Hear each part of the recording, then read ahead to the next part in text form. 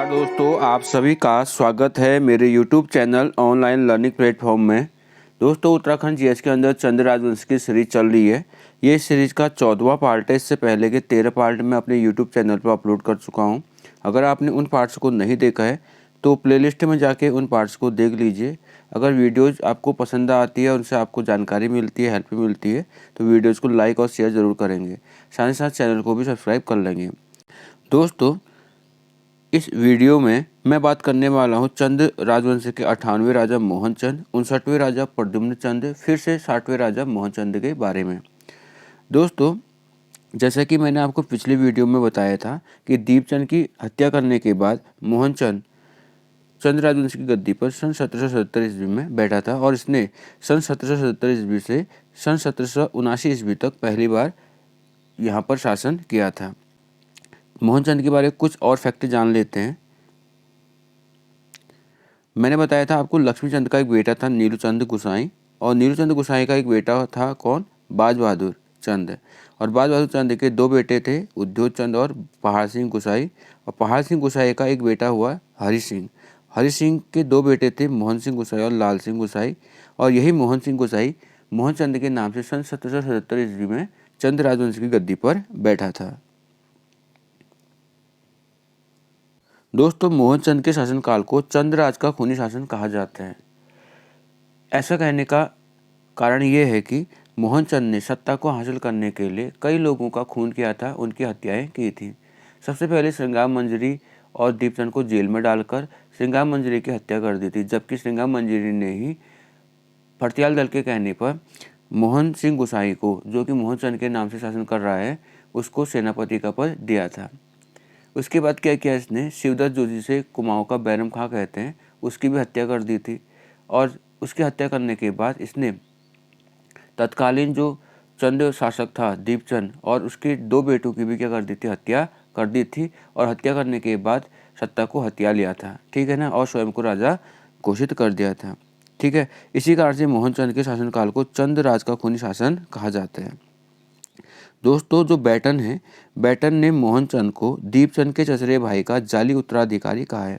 तो दोस्तों, क्वेश्चन आएगा, मोहनचंद को दीपचंद के चचेरे भाई का जाली उत्तराधिकारी किस व्यक्ति द्वारा कहा गया? वो कहा गया बैटन के द्वारा। दोस्तों, जब मोहनचंद गद्दी पर बैठा था सन 1777 ईस्वी में, उस समय जो जोशी बंधु थे, यानी कि हर्षदेव जोशी और जयकृष्ण जोशी, वो बरेली में थे, ठीक है। अब मैंने बता दूं आपको, हर्षदेव जोशी और जयकृष्ण जोशी जो हैं वो शिवदत्त जोशी के पुत्र हैं, ठीक है ना, शिवदत्त जोशी के बेटे हैं। अब हर्षदेव जोशी और जयकृष्ण जोशी ने क्या किया? मोहनचंद से अपने पिता की हत्या का बदला लेने के लिए गढ़वाल के शासक ललित शाह को कुमाऊं पर आक्रमण करने के लिए, हमला करने के लिए आमंत्रण भेजा, और ललित शाह इस आमंत्रण को मान गया था, ठीक है। ललित शाह ने क्या किया? प्रेमपति खंडूरी के नेतृत्व में गढ़ सेना को कुमाऊं पर हमले के लिए भेज दिया था।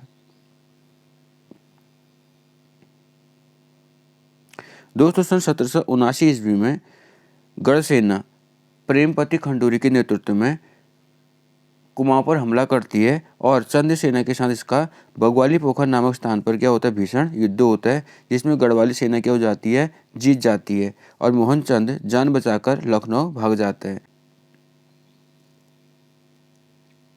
दोस्तों, बगवाली पोखर के युद्ध का रिजल्ट निकलने से पहले ही गणपति ललित शाह ने श्रीनगर में जो अपना छोटा बेटा था प्रद्युम्न शाह, उसको कुमाऊं की गद्दी के लिए उसका राज्याभिषेक कर दिया था, और हर्षदेव जोशी को उसका प्रधानमंत्री नियुक्त कर दिया था।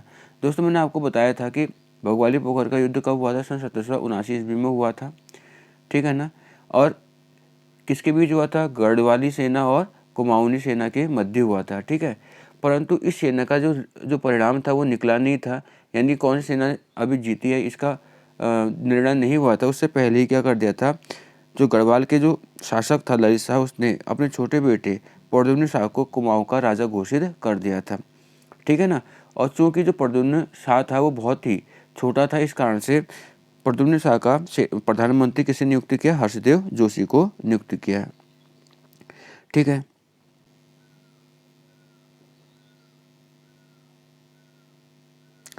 दोस्तों, जब बगवाली पोखर के युद्ध में गढ़ सेना जीत गई तो ललित शाह ने क्या किया, अपने छोटे बेटे प्रद्युम्न शाह को लेकर वो कहाँ आ गया, कुमाऊँ आ गया। कब? सन 1780 ईस्वी में।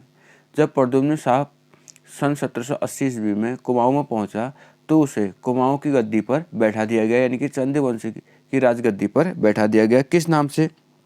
प्रद्युम्न चंद के नाम से।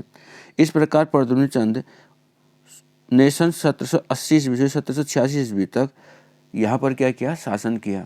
और यह चंद वंश का 59वें क्रम का क्या है, राजा है। ठीक है दोस्तों। हालांकि प्रद्युम्न चंद कौन था? प्रद्युम्न शाह था। उसको प्रद्युम्न चंद के नाम से चंद राजवंश की गद्दी पर बैठाया गया।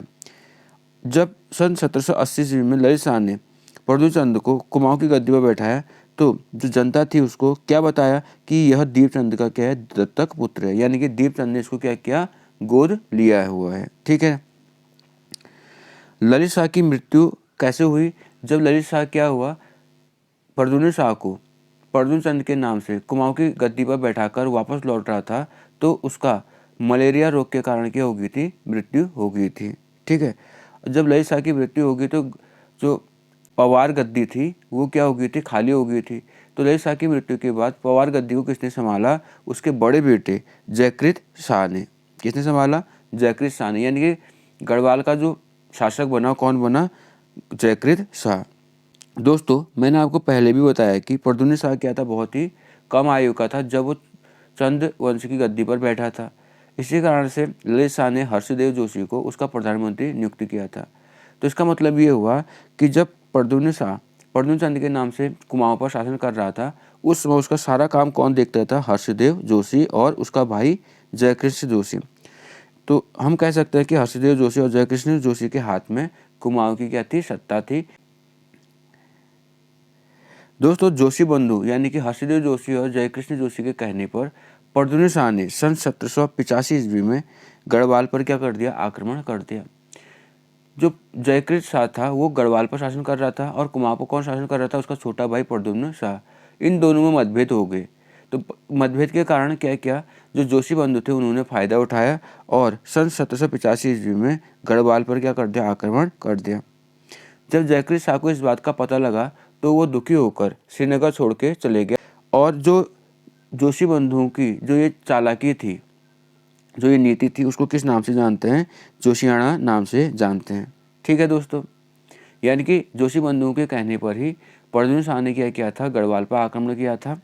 ठीक है ना। और गढ़वाल के श्रीनगर को खूब सारा क्या किया था, लूटा था। इस घटना को क्या बोलते हैं? जोशियाणा कहते हैं। तो इस घटना को देख जयकृत शाह काफ़ी दुखी हो गया था क्योंकि उसका छोटा भाई ही उसके राज्य पर क्या कर रहा था, आक्रमण कर रहा था। तो वो श्रीनगर को छोड़ के कहाँ चले गया, देवप्रयाग चले गया। और देवप्रयाग के रघुनाथ मंदिर में उसने क्या कर दी, आत्महत्या कर ली।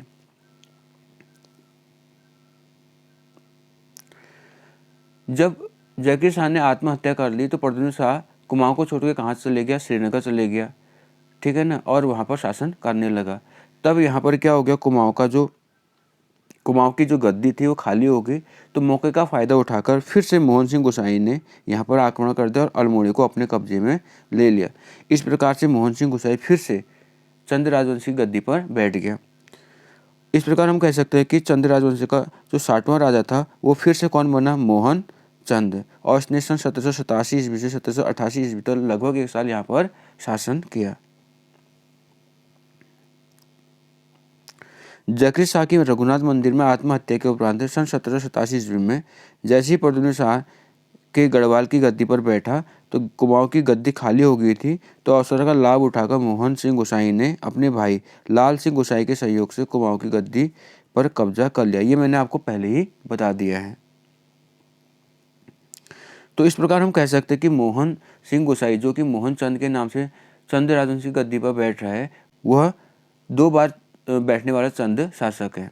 तो क्वेश्चन बनेगा चंद वंश की गद्दी पर 2 बार बैठने वाला शासक कौन था? तो इसका आंसर होगा मोहन चंद। ठीक है। जब मोहन चंद चंद्रवंश की गद्दी पर बैठा तो हर्षदेव जोशी यहाँ से चले गया था। तो उसने क्या किया, रोहिल्ला और राजपूतों की एक सेना तैयार की और कुमाऊँ पर क्या कर दिया, हमला कर दिया। ठीक है। और इस हमले के बाद क्या हो गया, मोहन चंद को कैद कर लिया गया। यानी कि हर्षदेव जोशी ने मोहनचंद को क्या कर दिया, बंदी बना लिया और उसके बाद शिवचंद को कुमाऊं की गद्दी पर बैठाया। ठीक है ना, इस बात को नहीं भूलेंगे। शिवचंद को कुमाऊं की गद्दी पर बैठाने वाला व्यक्ति कौन है, हर्षदेव जोशी। इस प्रकार मोहन सिंह गोसाई के हाथों से फिर से सत्ता निकल गई थी। समझ में बात आ गई होगी। तो दोस्तों आई होप आपको ये वीडियो पसंद आई होगी और आपको इससे कुछ हेल्प मिली होगी। अगर आपको वीडियो से हेल्प मिली तो वीडियो को लाइक और शेयर जरूर कीजिएगा। मिलते हैं नए वीडियो में नए चंद राजा के साथ, तब तक के लिए बाय।